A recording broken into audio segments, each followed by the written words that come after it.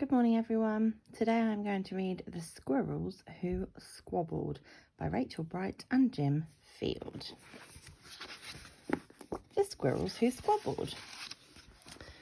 In a towering forest where summer had been, the cool air bit fresh and the mosses grew green. And as autumn edged in and the sky raged red, the sleepiest creatures got ready for bed. While up in a tree swung a flighty young squirrel, who everyone knew as Spontaneous Cyril. Now, most foresty folk had seen to their needs through the plentiful months of mushrooms and seeds. They'd built up their stores so they'd all be well fed through the frosting of winter that glittered ahead. But Cyril, he lived in the now and the here. He'd adventured and partied his way through the year. So his cupboard was empty, his hollow was bare. He hadn't a mouthful of food anywhere. But wait, what was that? Over there, take a look. A single lone pine cone wedged in a nook. He squealed with delight, and for very good reason, for inside were the very last nuts of the season. But Cyril wasn't alone. There were more hungry eyes. Yes, plan-ahead Bruce had his sights on the prize. Though he'd gathered a mountain of bounty hard fought, Bruce was convinced he was one pine cone short.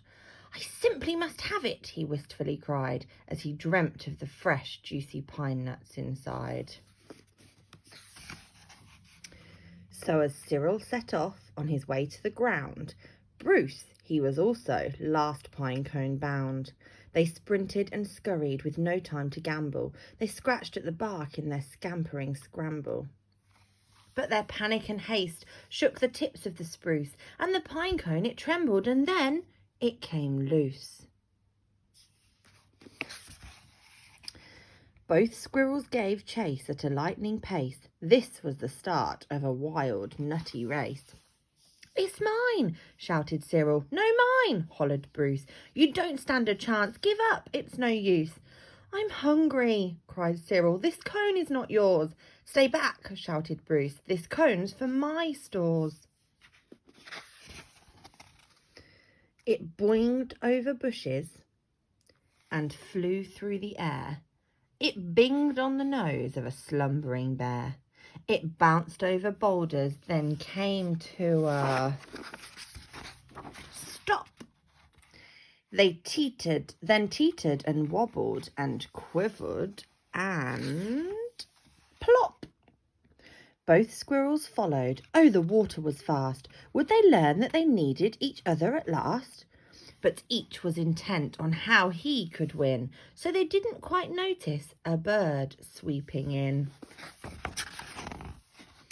Cyril and Bruce, they watched in dismay as their cone disappeared, up, up, up, and away.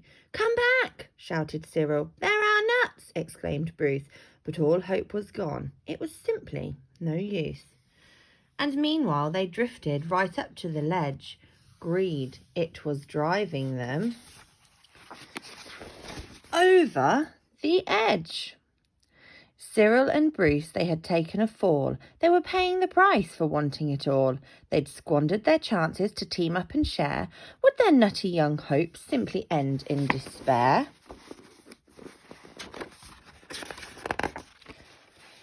Bruised and bedraggled, they swept past dry land. Cyril grabbed at a branch with a trembling hand.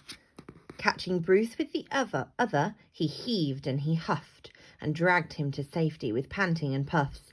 They stared at the sky, quite lost in deep thought, until Bruce looked at Cyril and let out a snort. "How silly we are," he proclaimed, all a jiggle. "How greedy I've been," spluttered Bruce with a giggle. "We shall change from today, may the squabbling cease. We should celebrate, seeing we're both in one piece." From that day and forward they made a great pair. They would gather together and found they could share.